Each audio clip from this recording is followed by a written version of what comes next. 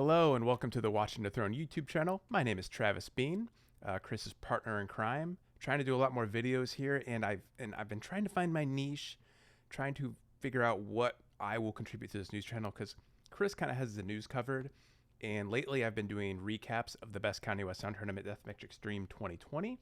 That's a mouthful. Where we do it every year and we pit every single Kanye song against each other. And we're in the fourth round. There are only 32 songs left. And instead of doing the recaps I have been doing, which in retrospect seem kind of pointless because you can just go look at what songs have won on the Twitter poll, I'm going to look through the song matchups for each day and pick one of the song matchups I think is best and give my opinion on it. And I'm hoping everyone else can join in. You can comment in the YouTube comment section. And more importantly, you can go vote on which song you think is better.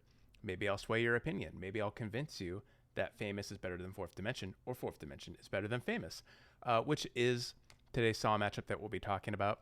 I think this one is probably the most intriguing of them all.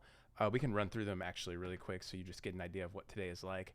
There's Murder to Excellence versus Can't Tell Me Nothing, which S1, who produced Murder to Excellence, commented on this post and was surprised that Murder Excellence has made it this far. I am also surprised, pleasantly surprised that it has made it this far. So it was funny to see Chris interacting with S1. Then Good Morning versus Monster. Good Morning's winning. Heartless is losing to Lost in the World.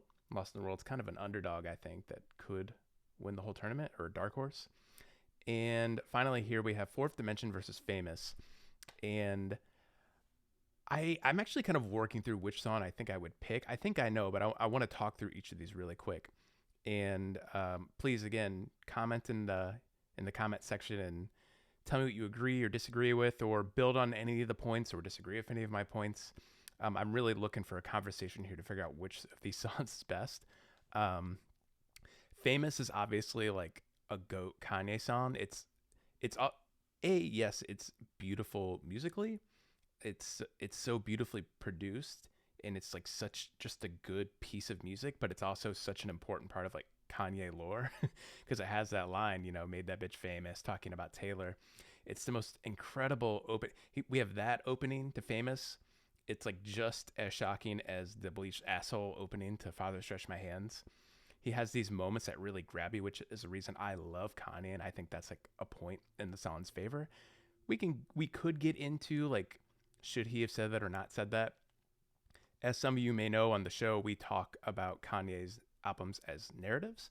And on The Life of Pablo, we're seeing this Kanye's character, somebody who is kind of has this push and pull relationship with fame, where he is sometimes sucked into the ugliness of fame, kind of like we see a lot on 808s and Heartbreak and My Beautiful Dark Twisted Fantasy and Graduation. We see a lot of uglier songs where Kanye's painting himself a not so flattering light, and ideally you wouldn't succumb to that kind of lifestyle, to the pressures of succumbing to those kinds of vices, but we constantly see Kanye doing it. I mean, that's what My Beautiful Dark Twisted Fantasy is, him being sucked into this fantasy life, and really it's hellish and nightmarish, but he can't seem to stop living that life. Yeezus obviously too, he's completely in it, and it's alienated everyone around him. So Famous is a moment like that, where he's talking about all these women he has on the side, and that's what the Taylor line really gets at. It's more, I think, meant to capture his ego, his the braggadocio-ness of his character, somebody who feels pressured to act that way and say those kinds of things, as opposed to him Kanye West literally saying, oh, like, I had sex with Taylor. Like, we know he's not saying that. So like, I personally think like the narrative around people who think Kanye is saying that is kind of dumb, but I also understand that you have responsibility for the things you say. You use Taylor's name. It's not the most flattering portrait of her. So I get it, but I love it for the narrative. But the song itself, I mean, and I kind of didn't, I've always realized this about the song, but I've never been able to put it into words until today when I was sitting down and taking notes about how I felt about Famous. And it's a very atypical song structure, which again is part of why I love Kanye. Like, I love his hits. Like, I love a Gold Digger and I love a Heartless. Those songs that are just kind of typical radio songs. But Famous is not that. I love when Kanye gets weird and experimental. And when you think about like the structure of Famous, it starts out with this really drawn out intro from Rihanna, which is beautiful. It feels like it's getting ready to ramp up. And then you get that line about Taylor, and you have Kanye starting his verse, but it never actually really like goes. It never goes like 100 mile an hour, like you would expect a Kanye song to go. Like it doesn't really jump into the flow of things right away. Like it has kind of like a methodical, like Kanye's just the same tempo, and it when you get to the chorus typically is when a song will blow up or change tempo, get faster. But that doesn't really happen. We kind of pull back again, and we get Rihanna again, and it's the whole time it feels like it's just building to something. It's going to blow up, but it never really does, and it doesn't really blow up until the end when we get that Sister Nancy sample, and that's the crescendo, the outro, which is strange. Usually you get like a climax, a blow up from like the second chorus or something. Like usually you have a pre-chorus, and then you have a pre-chorus and a chorus. Like there's some variation there that like the song goes to like a new place at some point, but that doesn't happen until the outro of Famous, which is kind of incredible. And you have this beautiful like pop and dance hall fusion of the Sister Nancy sample before it pulls back once again, and then you just have Nina Simone at the end. It's such a strange song, right? I don't know if that gets talked about enough, and maybe that's why a lot of people love it. But I think, and it is a jam. I think most people like it because like it's a jam, and like that outro sounds so incredible. Like it's some of the best music I think Kanye's ever made, personally. But when you think about the song as a whole, like it's kind of a weird song. So I'm always kind of surprised when people like it as much as you. As you can see, it's outright winning here. But then we have Fourth Dimension, which is a very important song, kind of in, we were talking about the push-pull dynamic of Kanye's relationship with fame, and this pressure to be a version of a celebrity we all expect, somebody who does act out and succumb to those vices and like acts like a celebrity. But Ye and Kitsy Ghost are about Kanye finally overcoming that and choosing to be a family man. Of course, that happens on the life of Pablo as well. And I think that's more of an external, that's more of Kanye like accepting that he needs to be a family man and ready to take that step. But I think Ye and Kitsy Ghost is him literally overcoming the internal demons he's fighting. I mean, especially on Fourth Dimension, the first half of Kitsy Ghost is the first three songs anyway. We say that Kitsy Ghost and Ye have a 3-1-3 structure. So the first three songs are really the ugliness of everything. We're in this kind of internal hellscape where Kanye is trying to overcome his demons and not succumb to all of that ugliness, but he constantly does. And Fourth Dimension is a great example of that, where it feels hellish and nightmarish. Like it starts with that oldie, then it kind of has a creepy feel to it, where it feels like a scratchy vinyl that's like kind of skipping, has a really eerie feel to it, and then like the beat kicks in, and again it's a beautiful fusion of like pop and just a completely different kind of song genre, like an oldie. It's really cool how Kanye does it.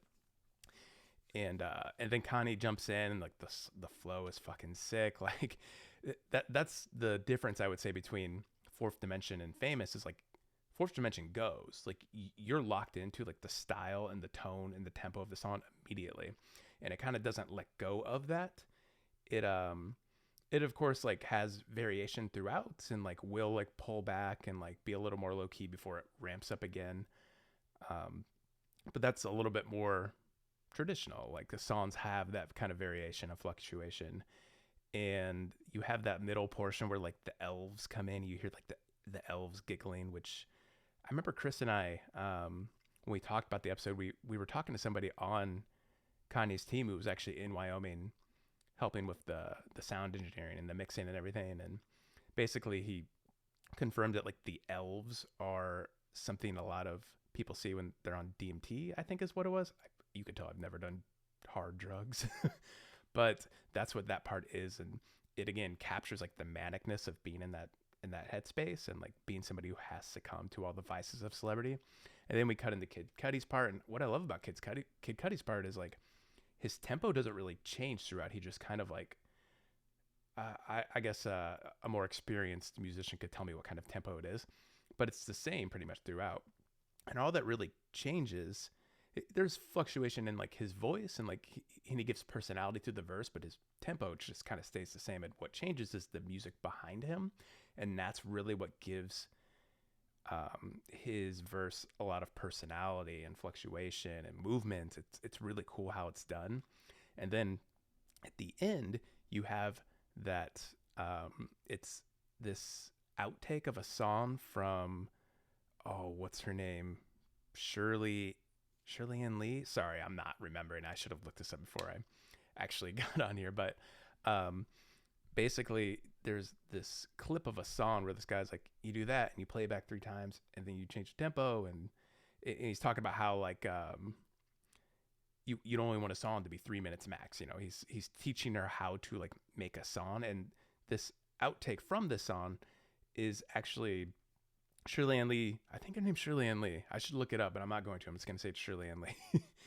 uh, the song, this whole album where Kanye pulled this song from is full of outtakes and unfinished songs. And in this song, you can hear her talking of somebody who's trying to coach her how to finish the song. So here, fittingly, on Fourth Dimension, like Kanye's not ready to finish the song. That's the portion of the song he's using.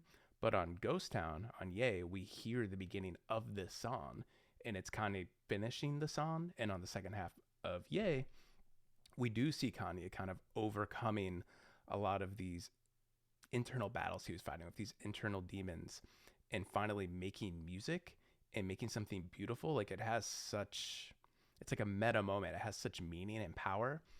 But you come, as we look at Ye and Kitsy Ghost's sister albums, we see here on Kitsy Ghost that he hasn't made that turn yet. And he's about to as we head into Free, and then the second half of the album, where he accepts God into his life, learns to overcome his demons. It's such a cool, integral part of the album to have this as the outro. And it's so fitting because like we start the song with an oldie, and then we end with this outtake of like, not an oldie, but like an older song. It's cool. It feels like it takes you on a musical journey. So in that way, I feel like Fourth Dimension has more power, like in a meta sense, from a music making sense. So those are all the reasons I love both of those songs. If I had to pick though, I think I have to go with Famous because it's such a quintessential Kanye song. And because the Sister Nancy part is so incredible. Again, like it's some of the best music Kanye's ever made. It's some of the best music I think I've ever heard. I love the way he fuses the pop and the dance hall, and the way it pulls out for Nina Simone. I mean, it's just so incredible. And it feels like something only Kanye could do. To whereas Fourth Dimension, well, I love it, and I love him and Cudi together. It's more typical of a song. And while it has weird parts, as a whole, it just kind of, it has a very familiar structure. And I like weird and experimental Kanye, so I'm going to go with Famous here. That's all for today. I might do another song matchup here because a couple of these are pretty good matchups. But if you agree or disagree with me, head down to the YouTube comment section and let me know. And please go vote on the poll. There's still 23 hours left. Fourth Dimension has not lost yet if you wanted to win. But if you agree with me, go vote for Famous. Thanks again for watching, and stay wavy and keep it loopy.